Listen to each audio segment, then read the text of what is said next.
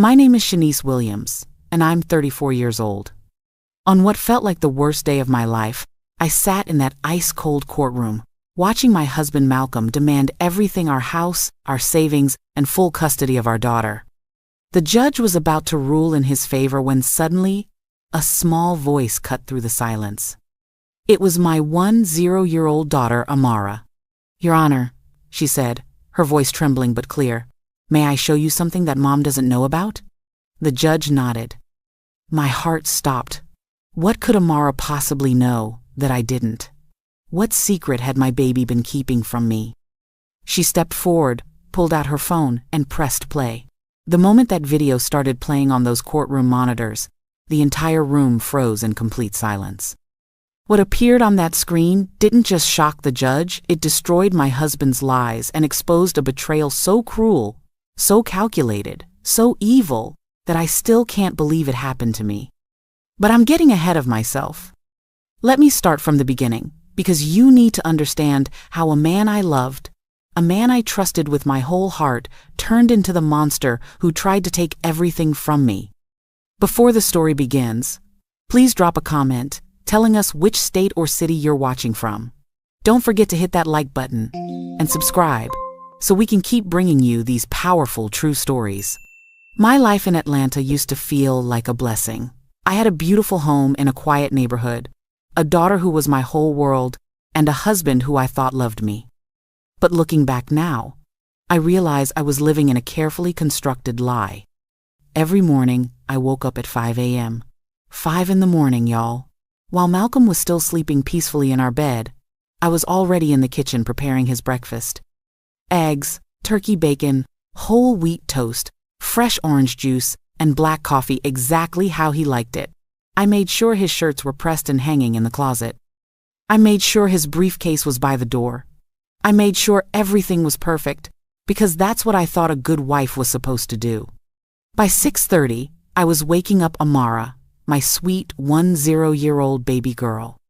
I'd help her pick out her clothes, brush her thick curly hair into 2 perfect puffs, make sure she had her homework packed, and prepare her favorite breakfast chocolate chip pancakes with strawberries. We'd sit together at the kitchen table, and she'd tell me about what she was learning in school, about her friends, about the new book she was reading. Those morning moments with Amara were everything to me. They were pure, they were real. They were the only time I felt truly happy anymore. Malcolm would come down around 7, already dressed in one of those expensive suits he loved so much. He'd sit at the table, scroll through his phone, drink his coffee, and barely say 2 words to me. Maybe a grunt. Maybe, the coffee's cold, even when I knew it was hot. Maybe nothing at all. I'd watch him kiss Amara on the forehead, tell her to have a good day at school, and then he'd walk right past me like I was invisible. No kiss. No hug. No, thank you for breakfast, baby. Nothing. He'd just grab his briefcase and leave, and I'd be standing there in that big, empty kitchen feeling like I didn't even exist. But I told myself it was just stress. Malcolm worked hard as a senior project manager at a construction firm. He was tired. He had a lot on his mind. That's what I kept telling myself. That's the lie I kept feeding myself every single day. I quit my job 8 years ago when Amara was born. I had a good career in marketing, y'all. I was making decent money, had my own benefits, had my own independence. But Malcolm convinced me to stay home. He said, "Shanice, our daughter needs her mother. I make enough money for all of us. You don't need to work. Just take care of our home and our baby." And like a fool, I believed him. I gave up everything. My career, my income, my financial independence, I gave it all up because I trusted my husband. For 8 years, I poured everything I had into being the perfect wife and mother. I kept that house spotless. I cooked every meal from scratch. I did all the laundry, all the cleaning, all the grocery shopping. I helped Amara with her homework every night. I volunteered at her school. I organized play dates. I was there for every single moment of my daughter's life. And Malcolm? Malcolm was barely there at all. Over the past year, things got worse. He started coming home later and later. Working late, he'd say. Big project, he'd say. Don't wait up, he'd say. Some nights he wouldn't come home until 10 or 11 o'clock. And when he did, he'd go straight to the guest room without even speaking to me. We used to have family dinners every Sunday. That was our tradition. But even those became painful. Malcolm would sit at the table with his phone in his hand, scrolling through emails or text messages, barely touching the food I'd spent hours preparing. When I'd try to make conversation, he'd give me one-word answers. When Amara would try to tell him about her week, he'd nod without really listening. I felt like I was disappearing, like I was becoming invisible in my own home. But I held on. I kept trying. I kept believing that if I just worked harder, if I just did more, if I just loved him better, things would go back to the way they used to be. I was so blind. So incredibly, painfully blind. There were signs, y'all. Red flags everywhere. And I ignored every single one of them. Malcolm started wearing this new cologne, something expensive and musky that I'd never smelled before. When I asked him about it, he said it was a gift from a colleague. I believed him. There were receipts in his pockets for restaurants I'd never been to, for flowers I'd never received, for jewelry I'd never seen. When I asked about them, he'd say they were business expenses or gifts for clients. I believed him. His phone was always face down on the table.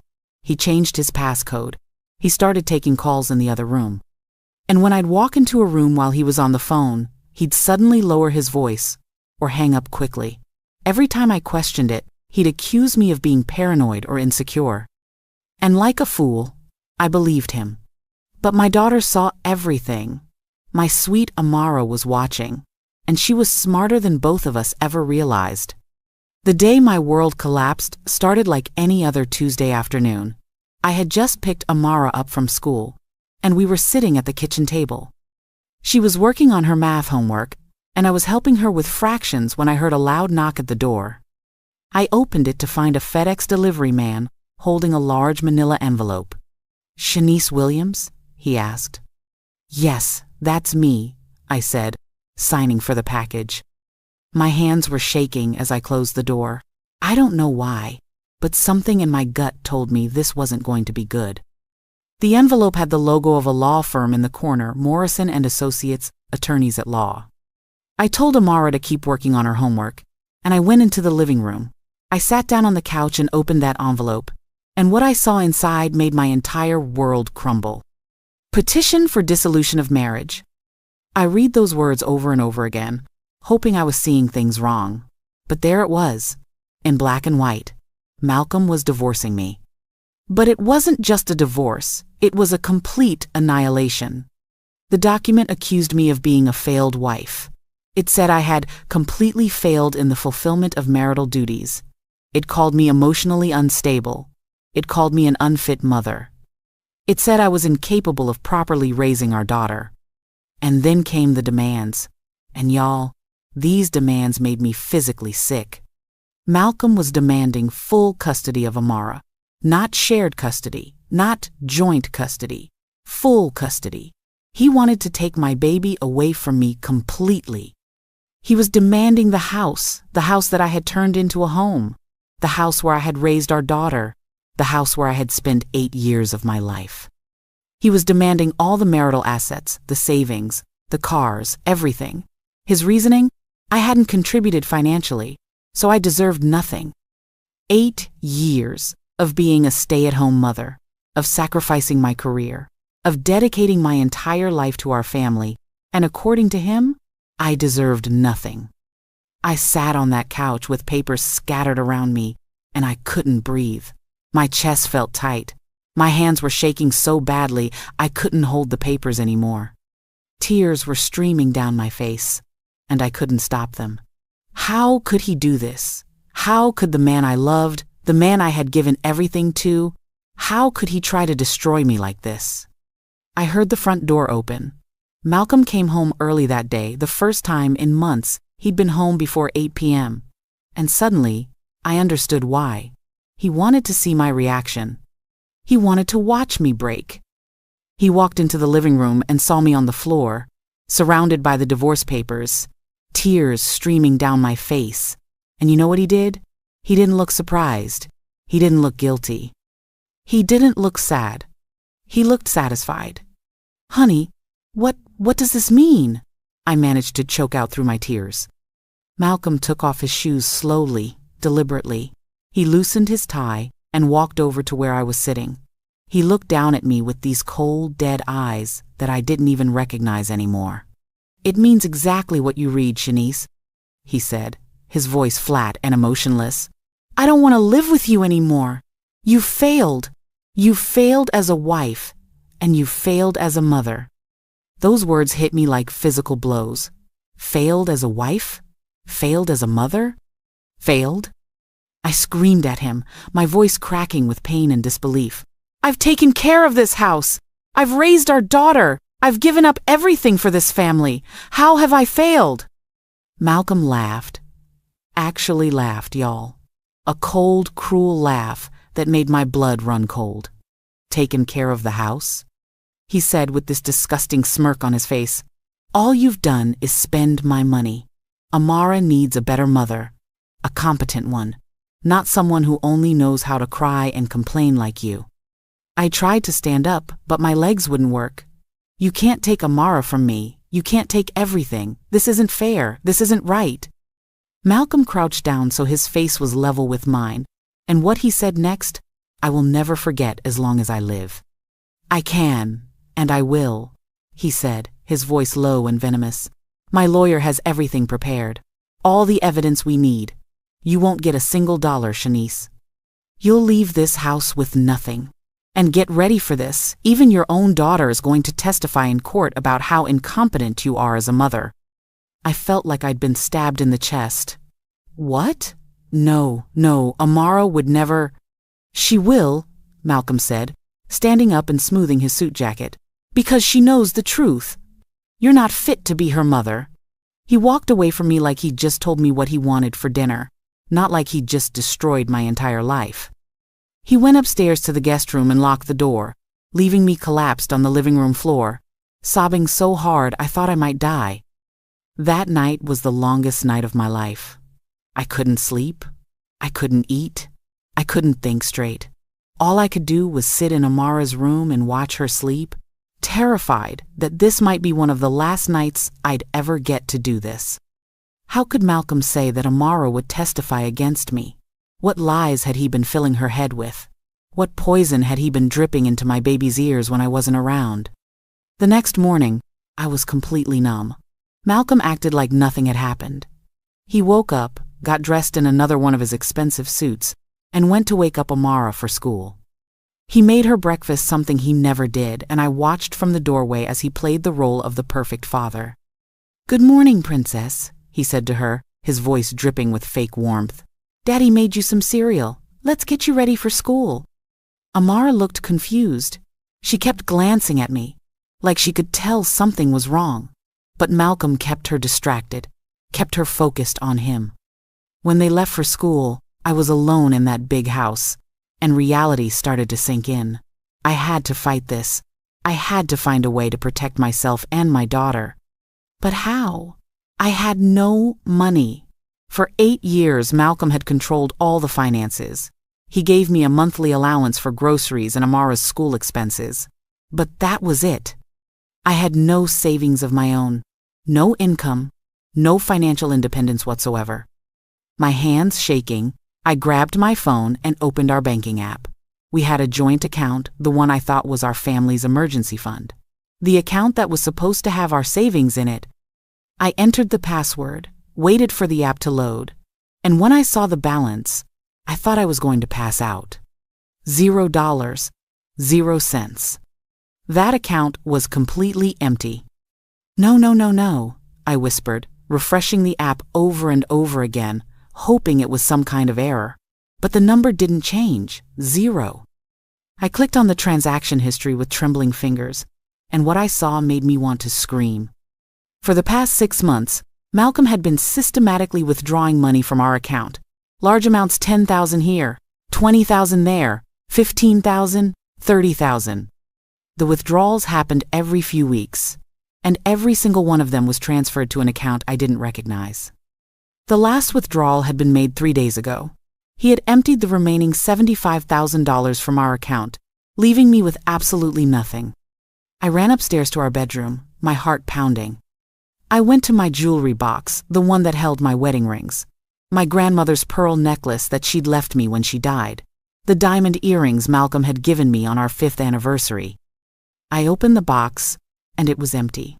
Completely empty except for a few cheap costume jewelry pieces. Everything of value was gone. He had stolen everything. He had planned this for months, maybe even longer. He had systematically robbed me of every dollar, every valuable possession, every bit of financial security I had. And then he had the audacity to accuse me of being financially irresponsible in his divorce papers. I collapsed on the bedroom floor and cried until I had no tears left. I felt so stupid, so blind, so completely betrayed. But I couldn't give up. I had to fight for Amara. Even if I had to fight with nothing, I had to try. I called an old friend from my marketing days, Keisha, and told her everything. She was horrified. She immediately gave me the name of a lawyer, attorney Marcus Thompson. She said he was honest, compassionate, and worked with clients who couldn't afford expensive legal fees. The next day, I took a cab to his office. It was in a small building downtown, nothing fancy, but when I met attorney Marcus Thompson, I felt a tiny spark of hope for the first time in days.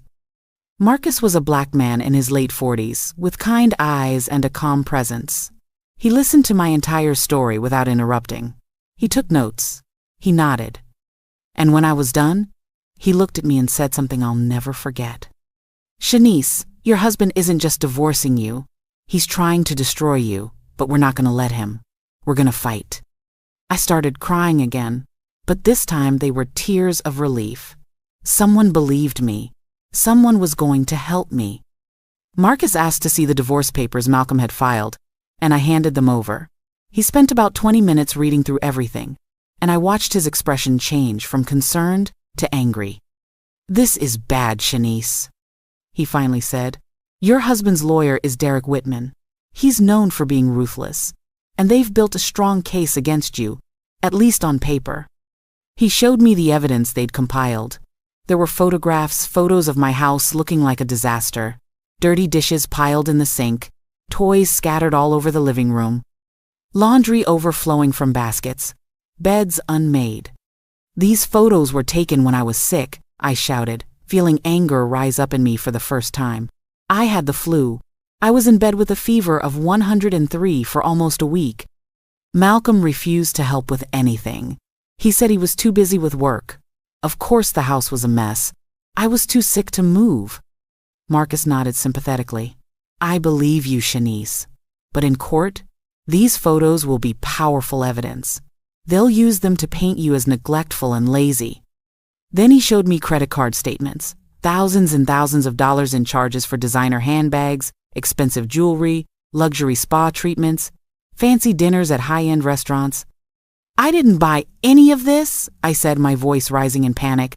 "I've never bought a designer handbag in my life. I don't even know what half these stores are." "This was an additional card in your name, correct?" Marcus asked. "Yes, but Malcolm had it. He said his main card kept hitting the limit because of business expenses, so he needed to use mine sometimes." I trusted him. I never checked the statements because I thought he was just using it for work stuff or groceries. Marcus rubbed his temples. "Shanice, he set you up. He made all these purchases using your card so he could make it look like you were the one spending recklessly." The realization hit me like a freight train. Every kind gesture, every time Malcolm said, "Don't worry about it, I'll handle the bills," every time he took my credit card saying he'd forgotten his, it was all part of his plan to frame me. But the worst was yet to come. Marcus pulled out a thick document and placed it in front of me. "This is the most damaging piece of evidence they have, Shanice. It's an expert witness report from a child psychologist named Dr. Simone Garrett."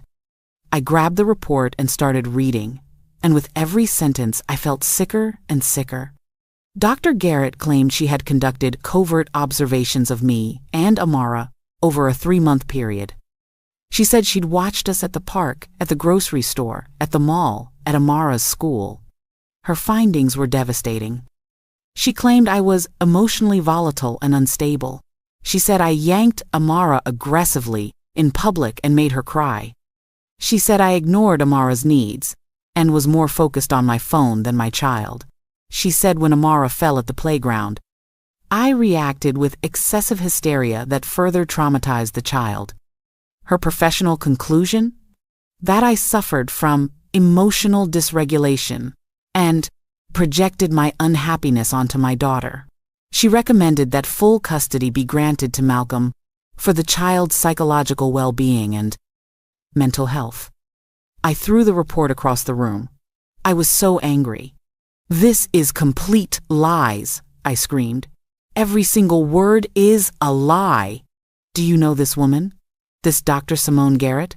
Marcus asked carefully. No, I've never heard of her in my entire life. I've never met her. How could she have been observing me if I've never even seen her? Marcus leaned back in his chair. That's what makes this so dangerous, Shanice. Her credentials are legitimate. She's a licensed psychologist with years of experience. On paper, she looks completely credible. And covert observation is a recognized method in child psychology. The court will take her testimony very seriously. I felt defeated all over again. How was I supposed to fight against fake photos, fake credit card charges, and a fake psychologist report? I had nothing. No money, no evidence, no proof of my side of the story. I can't afford you, I finally admitted, my voice barely a whisper. Malcolm took everything. I have maybe $200 in cash hidden in my purse. That's it. Marcus was quiet for a moment. Then he said, let's worry about payment later. Right now, we need to prepare your defense. This lawsuit has already been filed. We have a deadline to respond, and then we're going to trial. We need to move fast. For the first time in days, I felt like maybe, just maybe, I had a fighting chance. But things at home got so much worse. Malcolm didn't move out. He stayed in that house, living in the guest room, and he made my life a living hell. He started bringing home expensive gifts for Amara, a brand new iPad Pro, designer clothes, a collection of American Girl dolls she'd been wanting, toys and gadgets I could never afford to buy her. Every time he gave her something, he'd make a show of it in front of me. See, princess? Daddy takes care of you. Daddy makes sure you have everything you need. Not like some people who can't even provide the basics. He'd say it with this smile on his face, and Amara would be so excited about her new gifts that she wouldn't even notice the cruelty in his words. But I noticed. Oh, I noticed every single dig, every single insult, every single attempt to make me look small and useless in my daughter's eyes. He started undermining me constantly. If I cooked dinner, he'd take one bite and say, "This is kind of bland, isn't it, Amara? Maybe we should just order pizza instead. Daddy will pay for good food." If I tried to help Amara with her homework, he'd swoop in and push me aside. "Let me help you, princess. Mommy's way is too confusing. You'll learn it wrong if she teaches you." If I asked Amara to clean her room, he'd tell her, "Don't worry about it, baby girl. Mommy's just being grumpy. You don't have to listen to her." Every single day, he was systematically destroying my authority as a mother, making Amara doubt me, making her think I was the problem. And I saw it working. My sweet baby girl started looking at me differently, with confusion, with hesitation, with doubt. One night, after Malcolm had taken Amara out for ice cream without telling me, she came into my room at bedtime. I was sitting on my bed, crying quietly, and she climbed up next to me. "Mommy, why are you crying?" she asked, her voice small and worried. I wiped my tears quickly, trying to smile. "I'm okay, baby. Mommy just has a headache." "Daddy says you're sick," Amara said, and my heart stopped. "He says that's why you're sad all the time. He says if I go live with him, you'll be able to rest and get better." The room started spinning. Malcolm had been poisoning her mind, making her think that leaving me would be helping me, that abandoning her mother was an act of kindness. I pulled Amara close and hugged her so tight. Baby girl, listen to me. I'm not sick. I'm just sad because Daddy and I are having problems. But I love you more than anything in this entire world.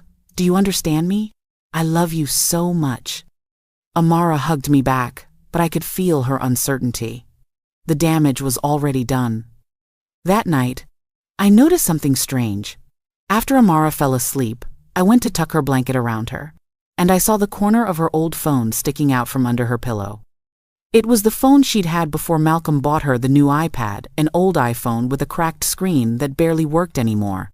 Why was she keeping it under her pillow? Why not use the new iPad Malcolm bought her? I didn't understand it then, but I should have.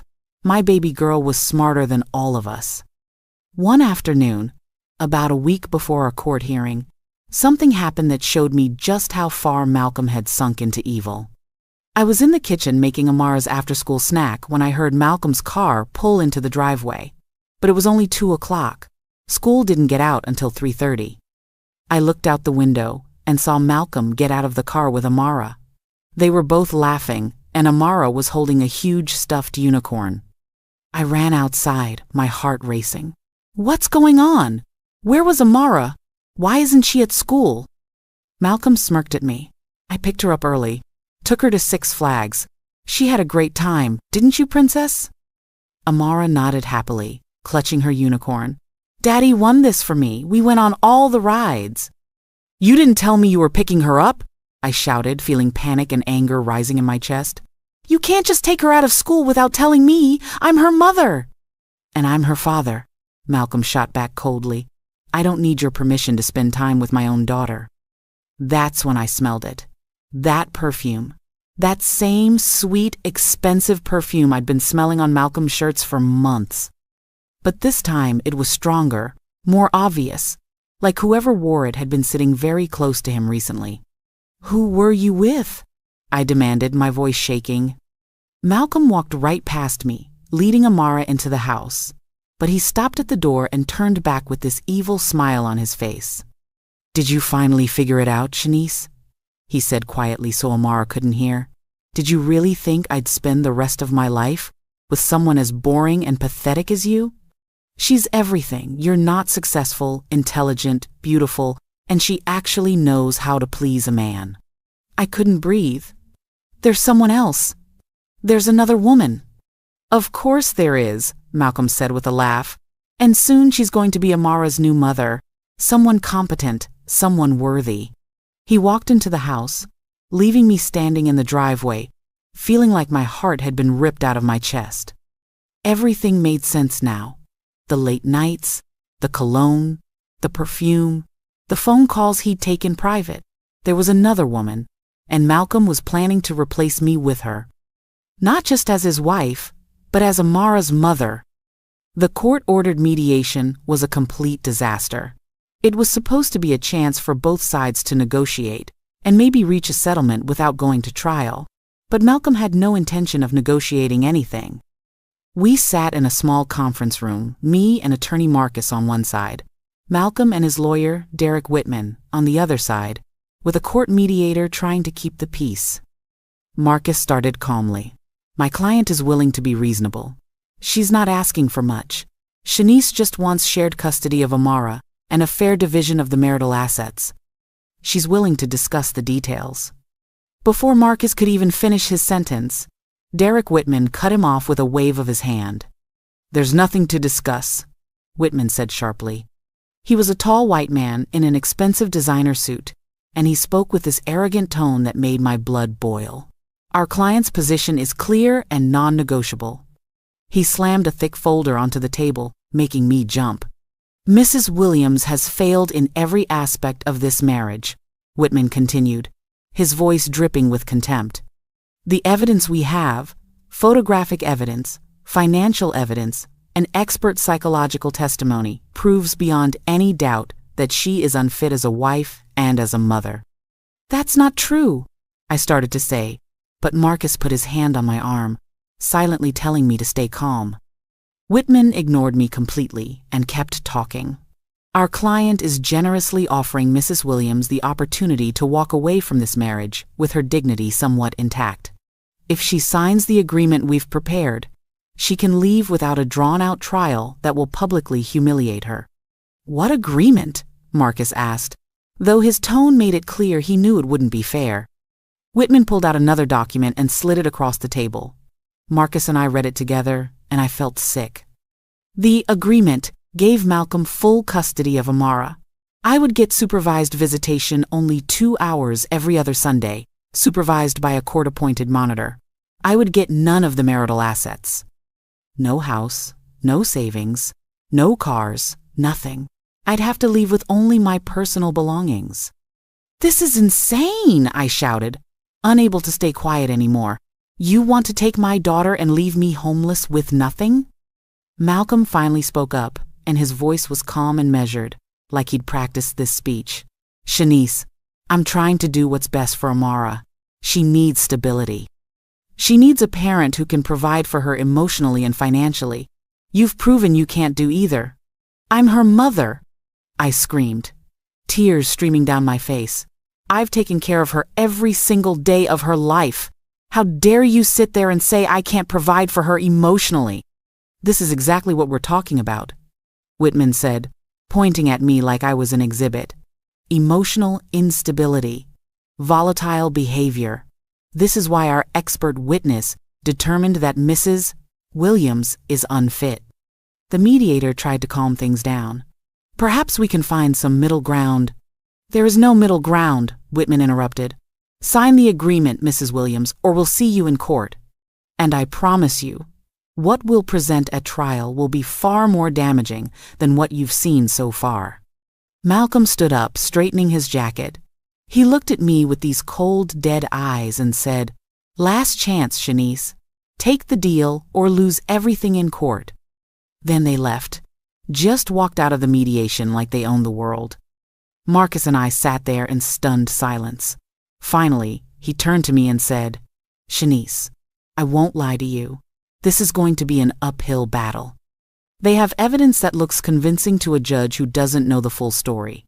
But I believe you, and we're going to fight this with everything we have." "What if we lose?"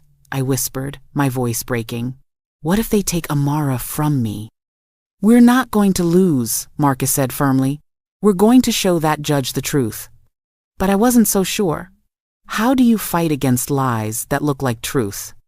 The first day of trial was one of the worst days of my life. The courtroom was this big, intimidating space, with high ceilings and dark wood everywhere. The judge sat up on this platform that made him look like he was a mile above us. Everything about it was designed to make you feel small and powerless. And that's exactly how I felt. Small, powerless, terrified. Malcolm sat on the other side of the courtroom with Derek Whitman, and he looked so confident, so calm, like he'd already won.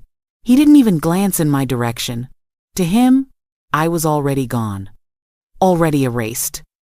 Attorney Whitman started his opening statement, and I had to sit there and listen while he destroyed my character in front of a room full of strangers. "Your Honor," Whitman began, his voice booming through the courtroom, "this is a simple case about a father trying to protect his daughter from a mother who has failed in every measurable way." He pulled up the photographs on a large screen for everyone to see. My dirty kitchen, my messy living room, my unmade beds. While Mr. Williams worked 60-hour weeks to provide for his family, Whitman continued, his wife couldn't even maintain basic household cleanliness. These photos show a pattern of neglect and laziness. I wanted to scream. Those photos were taken when I was sick, when I could barely get out of bed, but I had to sit there silently while he lied to the judge. Then came the credit card statements. Whitman projected them onto the screen, highlighting the expensive purchases, handbags, jewelry, spa treatments, fancy restaurants. Mrs. Williams spent over $50,000 in 1 year on luxury items for herself, Whitman said, his voice full of false concern. While her husband was working to support their daughter's education and their family's future, she was squandering their savings on designer handbags and spa days. Lies. All lies. But they looked so convincing on that screen, with the numbers and dates and receipts, all official looking. Marcus did his best in his opening statement. He told my side of the story, how I'd given up my career to raise our daughter, how I'd dedicated 8 years to being a full-time mother, how the photos were taken out of context, how Malcolm had controlled all the finances and used my credit card for his own purchases. But I could tell from the judge's face that Marcus's words weren't landing the same way. Whitman had physical evidence, photos, and financial documents. Marcus had my story. And in a courtroom, evidence beats stories every time. Then came the moment I'd been dreading most. Attorney Whitman stood up and announced, "Your Honor, the plaintiff calls his expert witness, Dr. Simone Garrett." The courtroom doors opened, and a woman walked in. And y'all, when I saw her, my whole body went cold. She was beautiful, elegant. She wore a professional cream-colored blazer and a pencil skirt. Her hair was pulled back in a perfect bun. She walked with confidence, heels clicking on the marble floor. She looked every bit like a successful, credible professional. But as she walked past me to get to the witness stand, I smelled it. That perfume. That same expensive, sweet perfume I'd been smelling on Malcolm's shirts for months. My hands started shaking. My heart was pounding so hard I thought everyone in the courtroom could hear it. This was her. This was Malcolm's mistress, the other woman. And she was pretending to be an objective child psychologist who had studied me and my daughter. I grabbed Marcus's arm and whispered urgently, "That's her. That's the woman Malcolm's been seeing. I can smell her perfume. It's the same one I've been smelling on him." Marcus looked alarmed. "Are you sure?" "I'm positive," I hissed. "That's his mistress, and she's about to lie under oath about me and my daughter." Marcus scribbled notes quickly, but I could see the worry in his eyes. Proving she was Malcolm's mistress wouldn't be easy. And even if we could, we had no way to prove her professional observations were false. Dr. Simone Garrett took the oath, swearing to tell the truth, the whole truth, and nothing but the truth. And then she sat down and proceeded to tell nothing but lies. Attorney Whitman began questioning her, and her voice was calm, professional, and utterly convincing. "Dr. Garrett, can you explain your qualifications?" "Certainly," she said smoothly. "I have a PhD in child psychology from Emory University. I've been a licensed psychologist for 12 years, specializing in child development and family dynamics. I've published numerous papers in peer-reviewed journals and have served as an expert witness in family court cases for the past 5 years."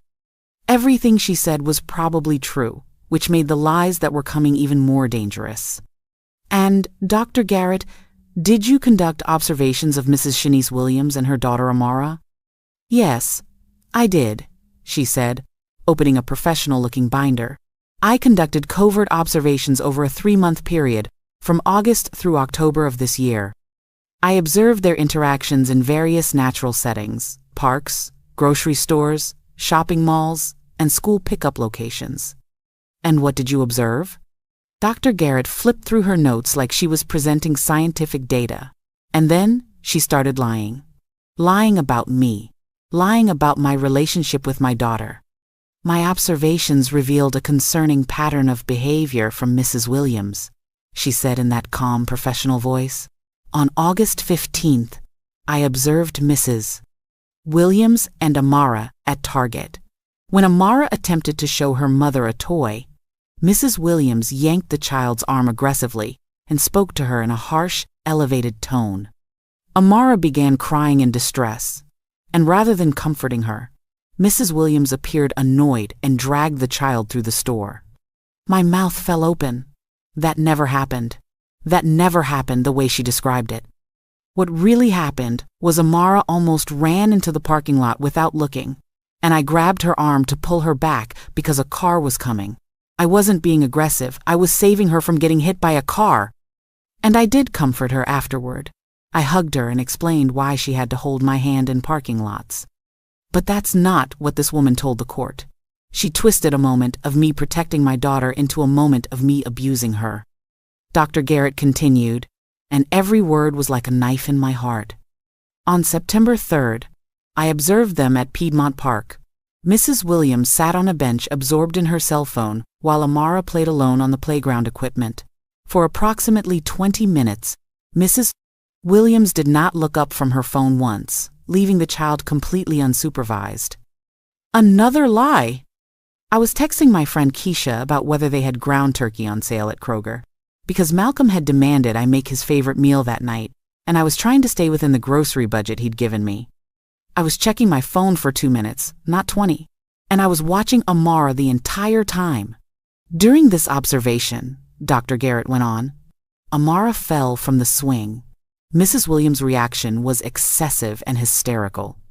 Rather than calmly assessing whether the child was injured, Mrs. Williams ran to her screaming, which escalated Amara's fear and distress. This type of emotional dysregulation in the parent can be more traumatizing to a child than the actual fall itself. I was shaking with rage and grief. I ran to my daughter because she fell, and I was scared she was hurt. What mother wouldn't run to her child? What mother wouldn't be worried? She was twisting my love and concern into something pathological. Dr. Garrett delivered her final conclusions, and they were devastating. Based on my professional observations and expertise, I concluded that Mrs. Shanice Williams displays significant signs of emotional instability and poor impulse control.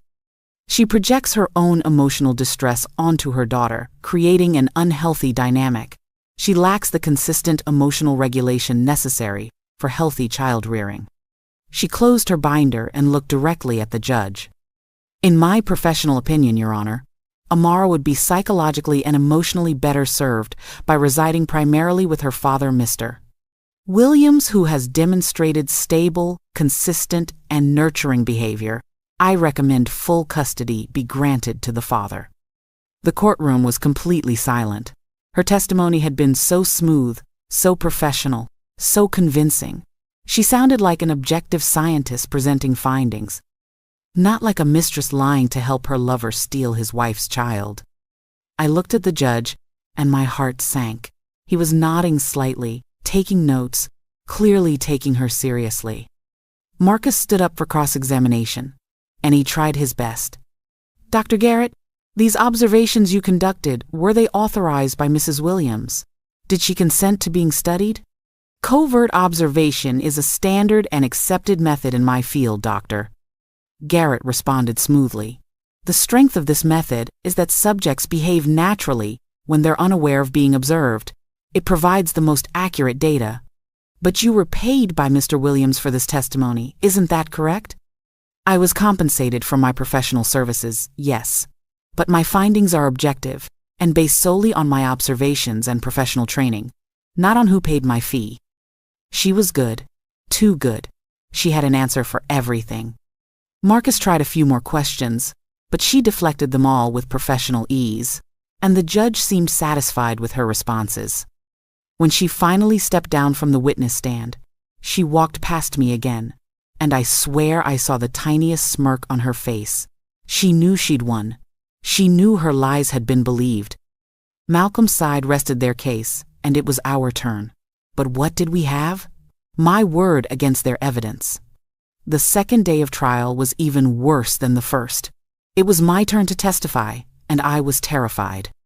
Marcus had warned me that Attorney Whitman would try to provoke me, would try to make me emotional and upset, so I'd look exactly like the unstable woman Dr. Garrett had described. Marcus examined me first, and he was gentle. He asked me to explain my life as a stay-at-home mother, my relationship with Amara, my daily routine. I told the truth about everything, about quitting my job to raise our daughter, about the sacrifices I'd made, about how much I loved being Amara's mother. I explained the context of those photos. I had the flu, Your Honor. I had a fever of 103 degrees. I was in bed for almost a week, and Malcolm refused to help around the house. He said he was too busy with work. When I was finally well enough to get up, I cleaned everything. But he took those photos during the worst of it, when I was too sick to even stand up. I explained the credit cards. That was an additional card in my name, but Malcolm used it all the time. He'd tell me his main card hit the limit because of business expenses. I trusted him. I didn't know he was buying all those things and charging them to my account to make me look bad. I was doing okay. I was staying calm, explaining things clearly. Marcus smiled at me encouragingly when he finished his questions. And then, Derek Whitman stood up for cross-examination, and I knew I was about to be destroyed. He walked toward me slowly, like a predator approaching prey. "Mrs. Williams," he began, his voice deceptively gentle, "you're asking this court to believe that your husband, a successful professional with no history of deceptive behavior, suddenly decided to set you up with fake photos and fake credit card charges. Is that correct?" "It's not fake," I said, my voice shaking. "It's real. He just took the photos at the worst possible time and used my card without telling me what he was buying." "How convenient," Whitman said with a cold smile. "So nothing is your fault? The mess in your house? Your husband's fault for taking pictures at a bad time? The $50,000 in luxury purchases? Your husband's fault for using your card. You take absolutely no responsibility for anything." "That's not fair," I said, feeling my emotions starting to rise. "I'm not saying I'm perfect. I'm just saying he manipulated everything to make me look bad." "Do you have any proof of this manipulation? Any evidence at all?" I opened my mouth, but no words came out. I had no proof, just my word. "No," I finally whispered. "I don't have proof. I just know what happened." "You just know," Whitman repeated mockingly. "Well, Mrs. Williams, this court deals in evidence, not feelings." He walked back to his table and picked up a large photograph. My stomach dropped. I knew what was coming. "Your Honor, I'd like to introduce Defense Exhibit D12. He held up the photo for everyone to see. It was me, in my bedroom.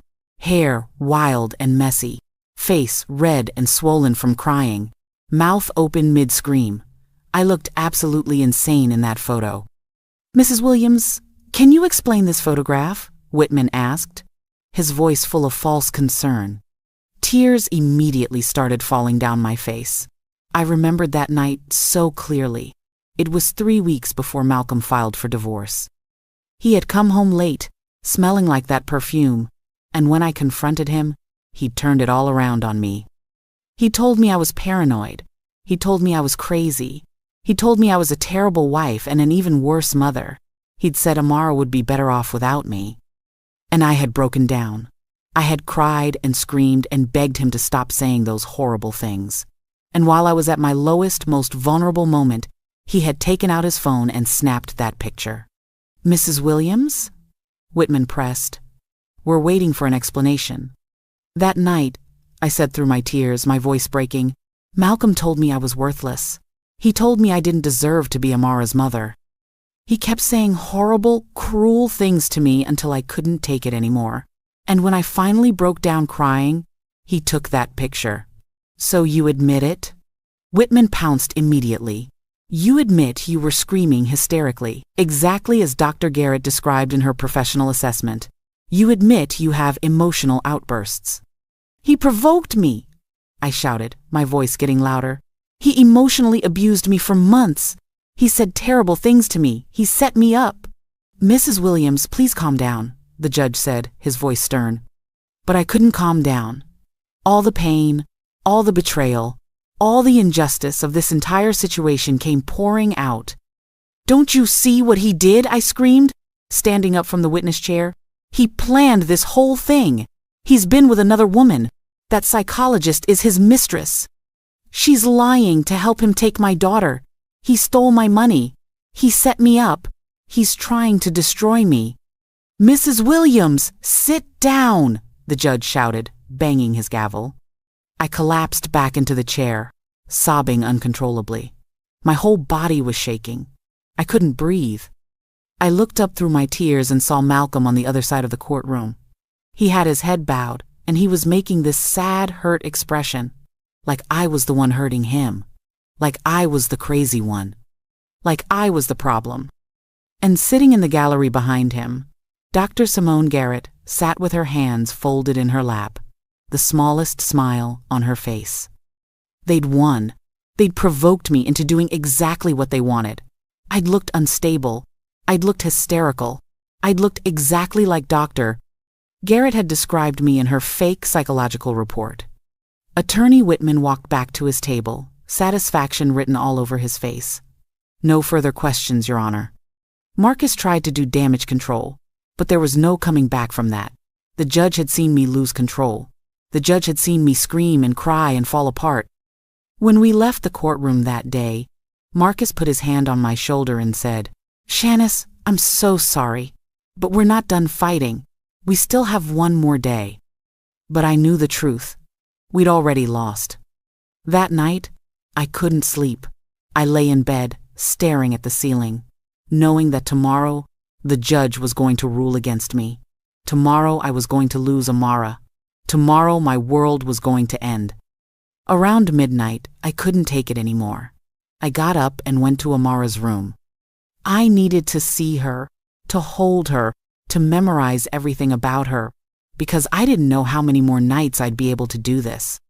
I opened her door quietly.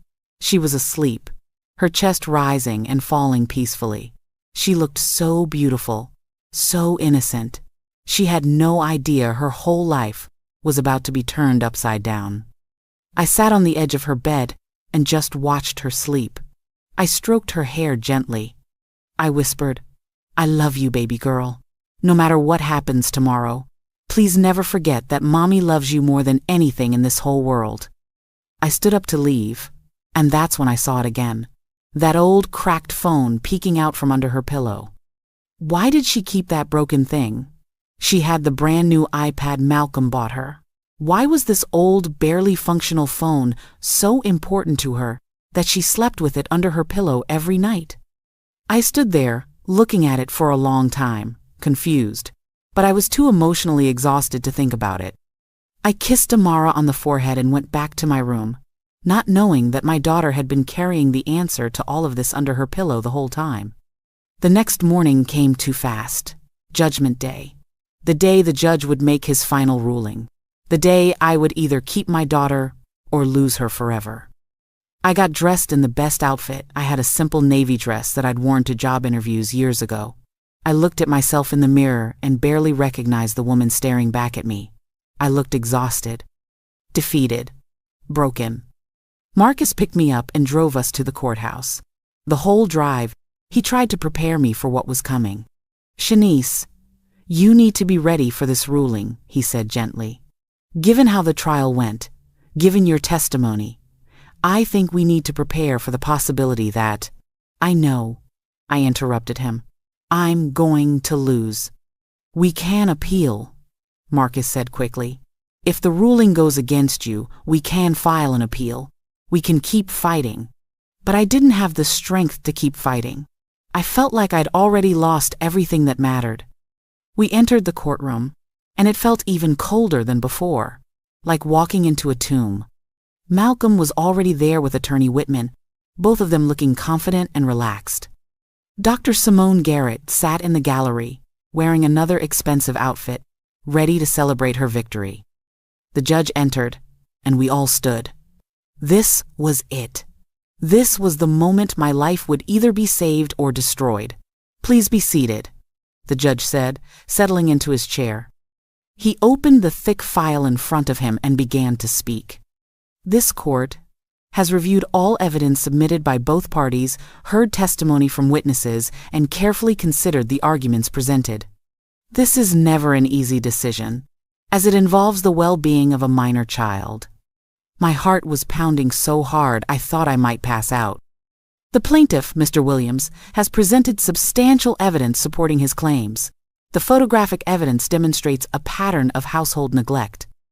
The financial evidence shows significant irresponsible spending, and most significantly, the expert testimony from Dr. Simone Garrett provides professional, objective assessment of the defendant's emotional state and parenting capabilities." Every word felt like a nail in my coffin. "Furthermore," the judge continued, "this court witnessed firsthand the defendant's emotional instability during her testimony. Mrs. Williams's outburst in this courtroom, her inability to maintain composure, and her accusations without supporting evidence all corroborate Dr. Garrett's professional assessment." I closed my eyes. This was it. He was going to give Malcolm everything. Therefore, having considered all evidence presented, and most importantly, considering what is in the best interest of the minor child Amara Williams, this court rules." He raised his gavel, ready to bring it down on my life. And then I heard it. A small voice from the back of the courtroom. "Stop!" Everyone turned at once. Standing in the doorway was Amara, my 10-year-old daughter, in her school uniform backpack still on her shoulders. "Amara?" I whispered, not believing what I was seeing. How was she here? Who brought her? School was in session. Malcolm's reaction was immediate and violent. He jumped up from his chair, his face going white as a sheet. "Amara, what are you doing here? Get out! You can't be here!" he shouted, his voice panicked in a way I'd never heard before. But Amara didn't move. She stood in that doorway, small and scared but determined. "Mr. Williams, sit down," the judge commanded, his voice sharp. Malcolm was shaking. "Your Honor, this is inappropriate." "I said, sit down," the judge repeated, banging his gavel. Attorney Whitman was on his feet too, looking just as panicked as Malcolm. "Your Honor, this is a clear violation of court procedures. A minor child has no business being in this courtroom during proceedings that concern her. I demand she be removed immediately." But the judge held up his hand. His eyes were fixed on Amara, and there was something in his expression that I couldn't quite read. Curiosity, maybe, or suspicion. "Young lady," the judge said, his voice gentler than I'd ever heard it, "how did you get here? Who brought you to this courtroom?" Amara walked down the center aisle, her footsteps echoing in the silent room. She walked past the rows of seats, past Attorney Whitman and Malcolm, past me, though she gave me the quickest glance that seemed to say, "It's okay, Mommy," and she walked right up to the judge's bench. She was so small standing there, looking up at him, but her voice was clear and strong when she spoke. "I came by myself, Your Honor," she said. "Well, my Auntie Keisha drove me, but I asked her to. She's waiting outside." "And why did you come here, sweetheart?" the judge asked.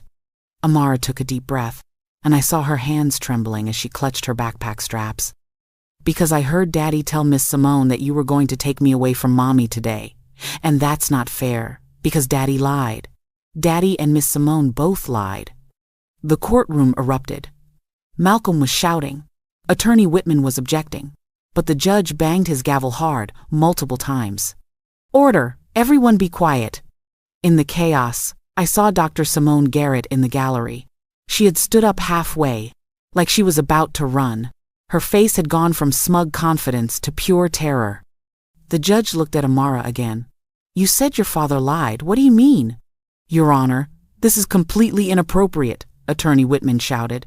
"You cannot allow a child to testify without proper procedures."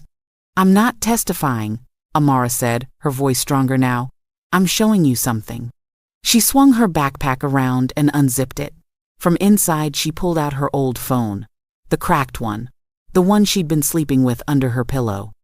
My heart stopped. What was on that phone? "Your Honor," Amara said, holding up the phone, "may I show you something that Mom doesn't know about?" The judge stared at her for a long moment. Then he nodded. "Yes, sweetheart, yes you may." "No!" Malcolm screamed, lunging toward the front of the courtroom. "You can't! That's private! That's my home! She can't!" Two bailiffs grabbed Malcolm and forced him back into his seat. He was still struggling, still shouting, and I had never seen him look so terrified. In the gallery, Dr. Simone Garrett had turned toward the exit, but a female bailiff was already blocking the door. A court clerk came forward and helped Amara connect her phone to the courtroom's display system. The large monitors on the walls flickered to life, showing Amara's phone screen. I held my breath. What was my daughter about to show? Amara's small finger pressed the play button on a video file. The video started. And from the very first second, I knew Malcolm's life was over. The video showed our living room. The camera angle was low and shaky, like it had been recorded from behind something. Behind the large potted plant in the corner, I realized Amara's favorite hiding spot when she played hide and seek. The timestamp said it was from 3 weeks ago, around 10 p.m. On the screen, Malcolm walked into the living room, and right behind him was Dr. Simone Garrett, not in her professional blazer, but in casual clothes, her hair down, looking completely comfortable in my home. Malcolm pulled her close to him and kissed her deeply, his hands running through her hair, in the living room where we had spent 10 years of marriage, where our daughter played. Gasps echoed through the courtroom. Someone in the gallery said, "Oh my God." I couldn't breathe. I had known there was another woman, but seeing them together in my home, it felt like being stabbed. But the video was just beginning. The audio was clear, too clear. Simone's voice came through the speakers. "Baby, are you sure this plan is going to work? What if Shanice suspects something?" Malcolm laughed, actually laughed. "Shanice, please. That woman is completely clueless. She's too busy playing housewife to notice anything. I've been moving money out of our accounts for 6 months, and she hasn't noticed a single thing." "How much have you moved?" Simone asked. "Almost 400,000 so far," Malcolm said proudly. "All safely in that offshore account under your name. Once this divorce is final and I get the house, we'll sell it and move to Miami like we planned, far away from her." I felt Marcus grab my hand and squeeze it. Evidence. Real, undeniable evidence that Malcolm had stolen our money. On the screen, Simone moved closer to Malcolm, running her fingers down his chest. "And you're sure you'll get custody of Amara?" "Baby, I've got the best lawyer in the city," Malcolm said confidently. "And more importantly, I've got you. Your testimony as an expert psychologist is going to seal the deal."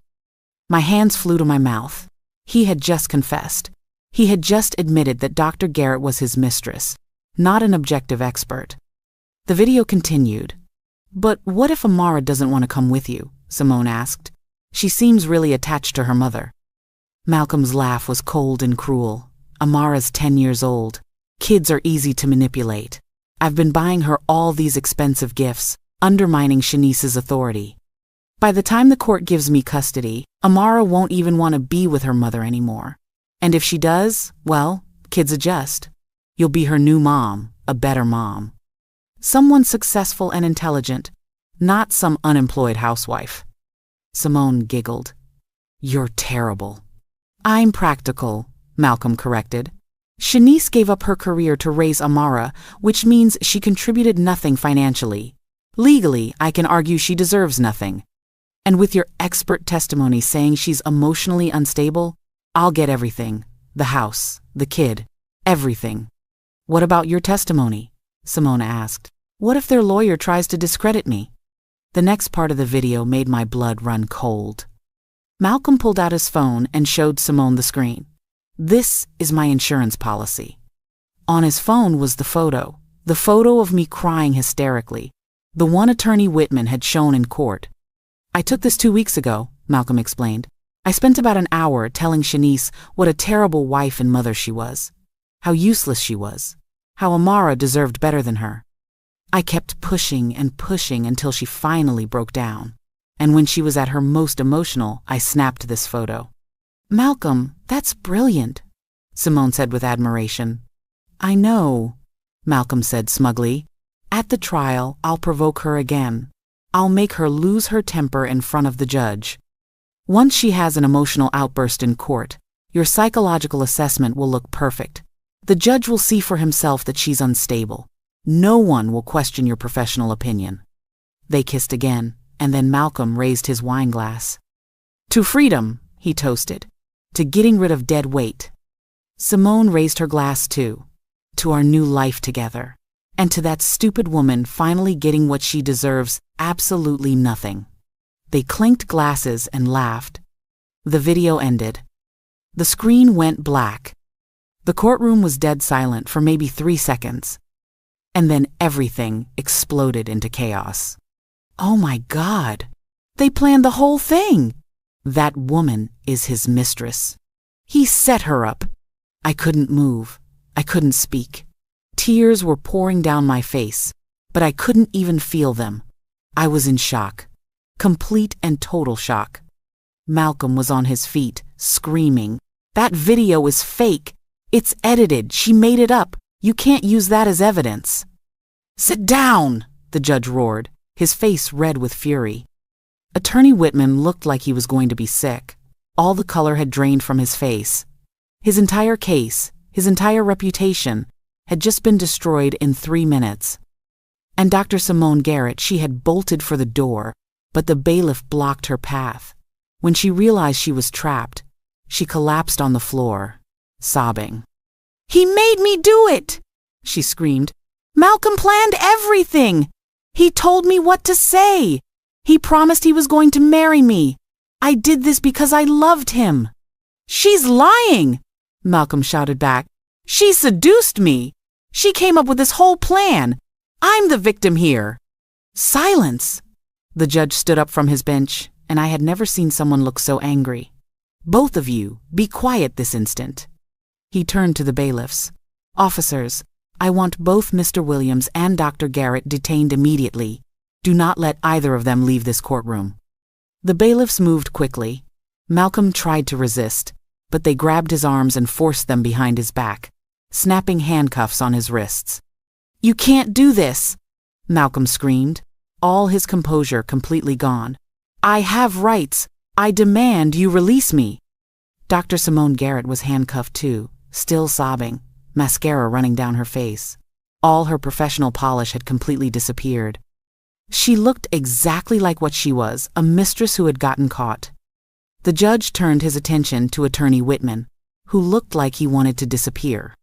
"Mr. Whitman," the judge said, his voice ice cold, "did you know about any of this?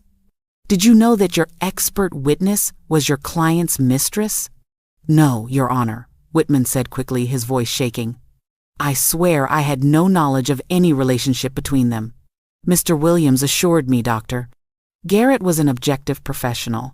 I would never present false testimony knowingly." "That may save you from criminal charges," the judge said. "But I will be reporting this to the State Bar Association. Your conduct in this case, even if you didn't know about the conspiracy, was aggressive and unethical. You deliberately provoked the defendant in court. You attempted to manipulate these proceedings. You will face consequences." Whitman sat down heavily, his career essentially over. And then the judge looked at Amara, who was still standing there, holding her phone, looking small and scared but brave. "Young lady," the judge said, his voice gentle again, "that was a very important video you just showed this court. Can you tell me when you recorded it?" 3 weeks ago, Amara said in her small voice. "I couldn't sleep, and I heard Daddy's car come home. I wanted to show him a drawing I made, so I went downstairs.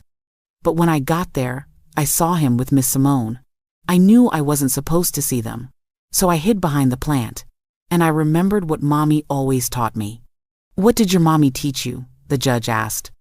Amara looked at me for the first time since the video played, and my heart broke at the love I saw in her eyes. "Mommy always told me that if someone's doing something bad, you need proof, so I used my old phone to record them. I kept it secret, because Daddy told Miss Simone that Mommy was too stupid to figure things out. I thought it was supposed to be a secret." "Why did you decide to show it today?" the judge asked. Tears started falling down Amara's face.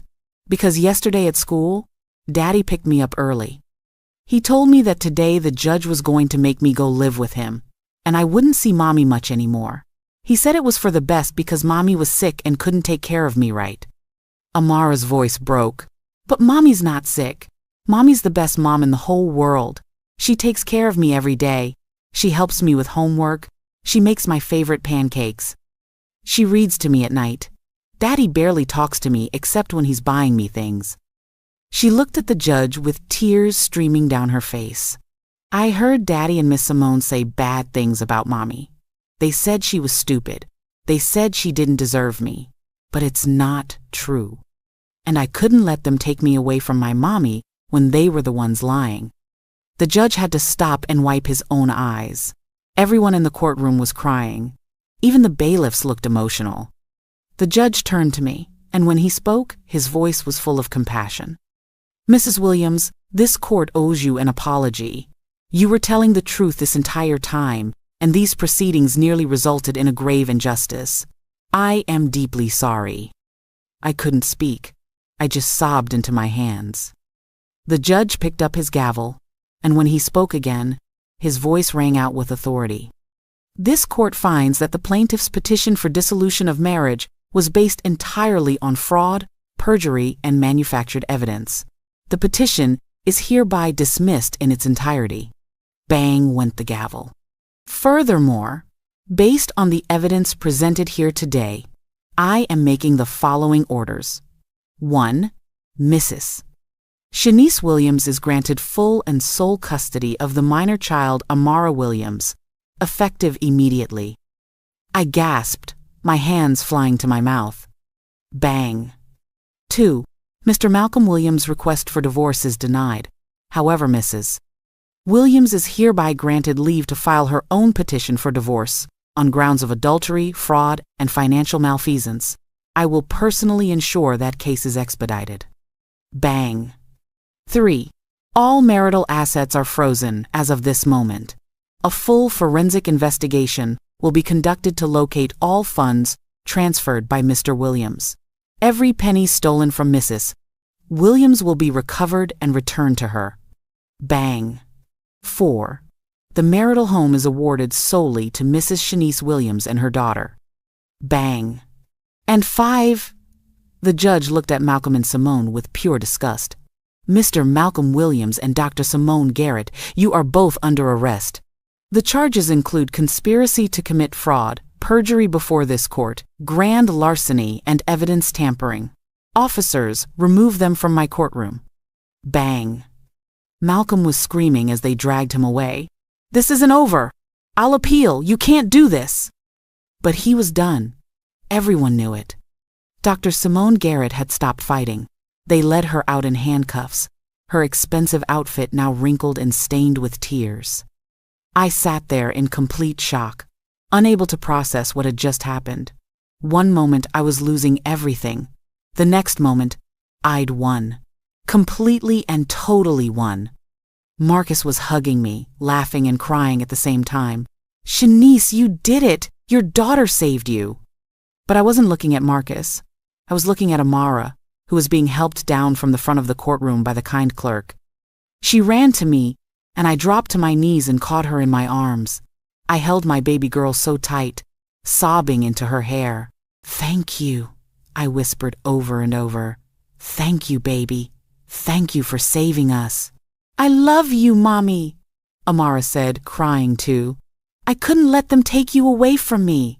"I love you too, baby girl. So much. More than you'll ever know." We stood there in that courtroom, holding each other, crying tears of relief and joy, while all around us people clapped and cheered. Justice had finally been served. 6 months later, my life looks completely different. Malcolm was sentenced to 10 years in prison for fraud, theft, and perjury. Dr. Simone Garrett got 7 years, and her psychology license was permanently revoked. Attorney Whitman was disbarred and is facing criminal charges for his role in the conspiracy. The forensic investigation found every penny Malcolm had stolen. All $400,000 was returned to me, plus interest. I sold that big house. I couldn't live there anymore. Not after everything that happened there, and Amara and I moved to a cozy townhouse in Decatur. It's smaller, but it's ours. It's peaceful. It's full of love. I started my own event planning business, and it's actually doing really well. Turns out all those years of planning birthday parties and school fundraisers gave me skills I didn't even know I had. I'm making my own money now. I'm independent. I'm strong. But the best part? Watching Amara thrive. She's happy. She's confident. She knows without a doubt that her mother loves her and will always protect her, just like she protected me.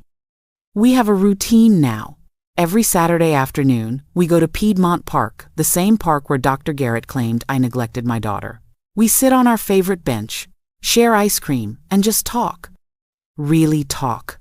About school, about her friends, about her dreams, about anything and everything. It was on one of those Saturday afternoons, about a month ago, that I finally asked her the question I'd been holding on to. "Baby girl," I said, licking my strawberry ice cream cone. "Can I ask you something?"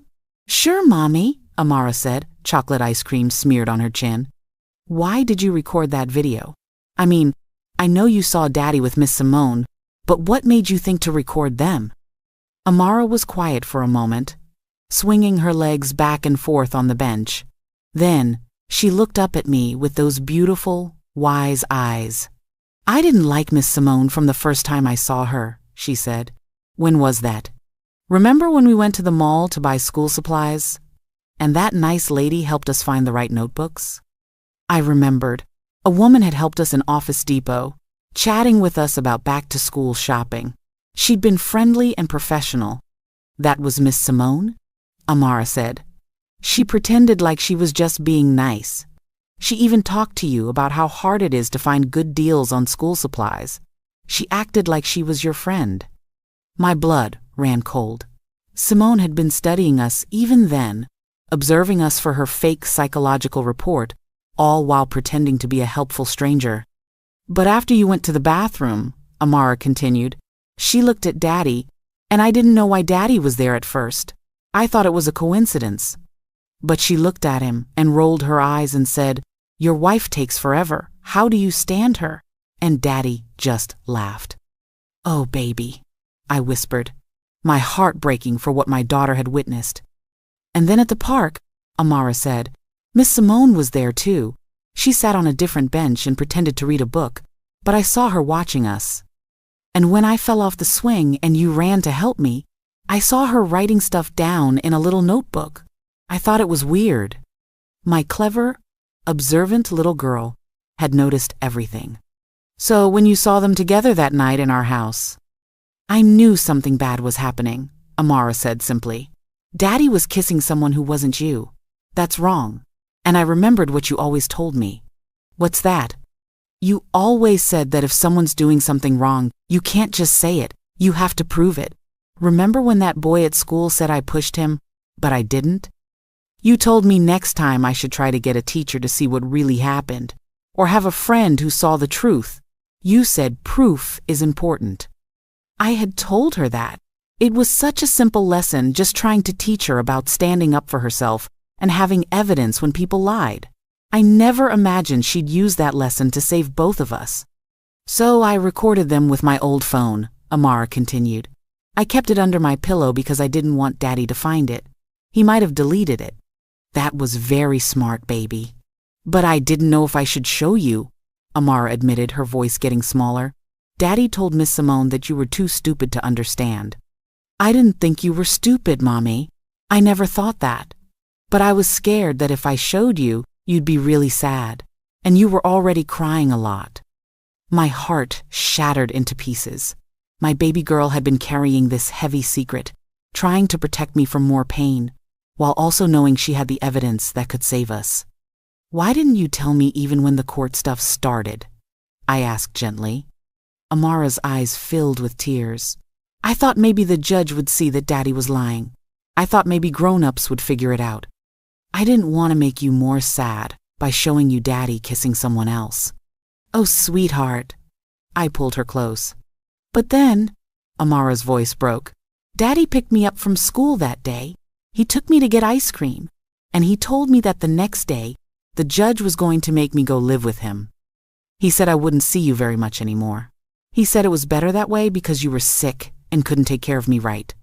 Tears were streaming down both our faces now. "And I heard him on the phone with Miss Simone that night," Amara continued. "He said, 'Tomorrow it's done. I'm finally free of her, and we can start our real life. We'll move to Miami and leave this all behind.' And Mommy, I didn't want to move to Miami.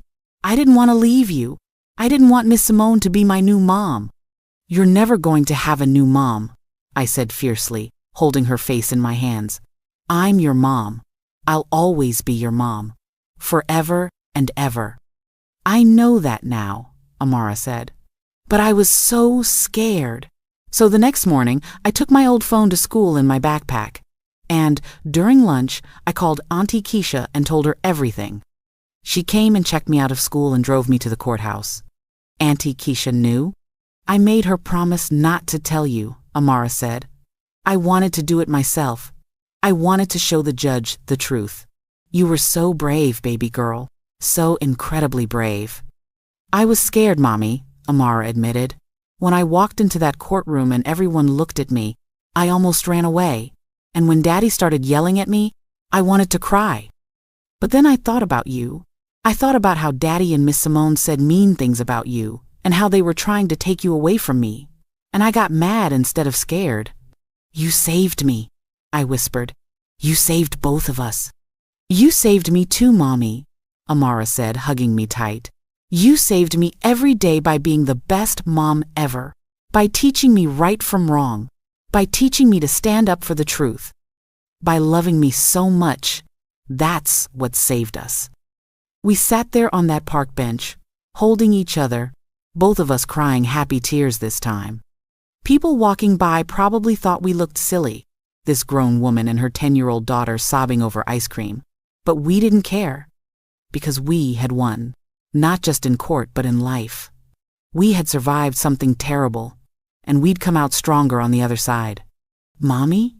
Amara asked after a while. Yes, baby? I still have the video on my phone. Should I delete it? I thought about that for a moment. That video had saved us, but it also contained such painful memories of betrayal, of cruelty, of a man I'd loved turning into a monster. What do you want to do with it? I asked. I think I want to keep it, Amara said thoughtfully. Not to watch it again, but just to remember that sometimes bad things happen.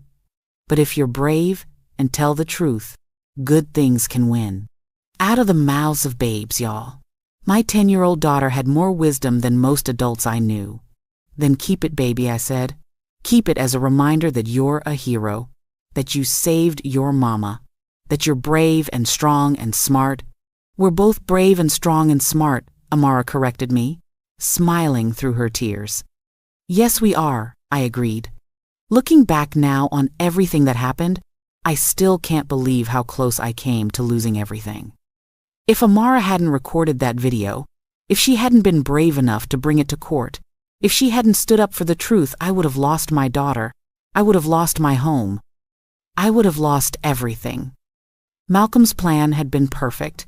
He had manipulated evidence, stolen money, planted his mistress as an expert witness, and provoked me into looking unstable.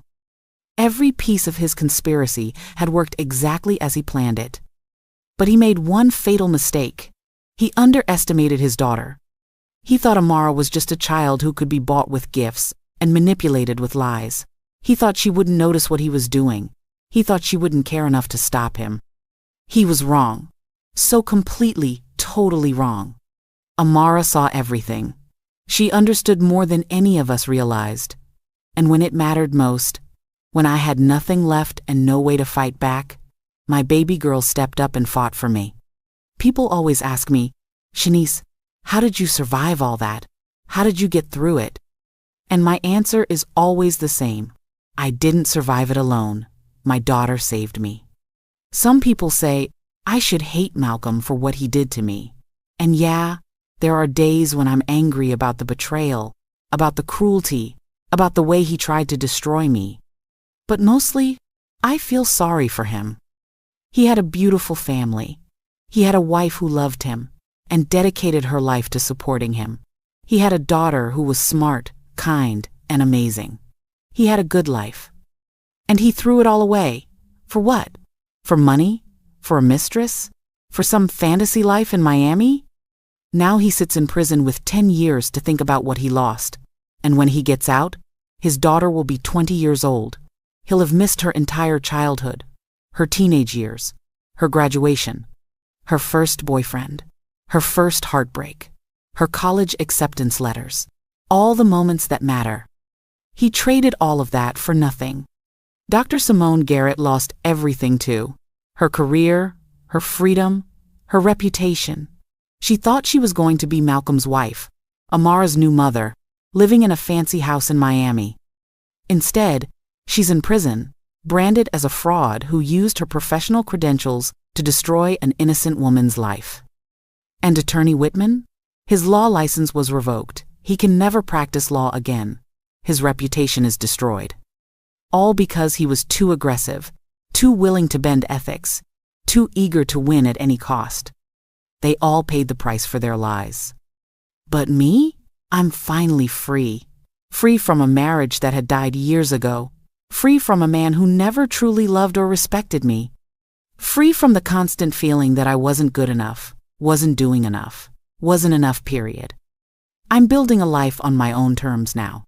A life where I make my own money, make my own decisions, and raise my daughter in a home filled with love and honesty. Is it perfect? No. Some days are hard.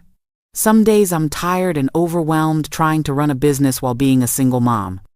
Some days I worry about money, even though I have the $400,000 Malcolm stole from me sitting in my bank account. But even on the hardest days, I wake up knowing that I won. I won my freedom. I won my dignity. I won my daughter. And that's everything. I want to say something to anyone out there who might be going through something similar. If you're in a marriage where you feel invisible, where your partner makes you feel small, where you're constantly being told you're not good enough, please know that you deserve better. If someone is manipulating you, gaslighting you, making you doubt your own reality, please know that you're not crazy. You're not imagining things.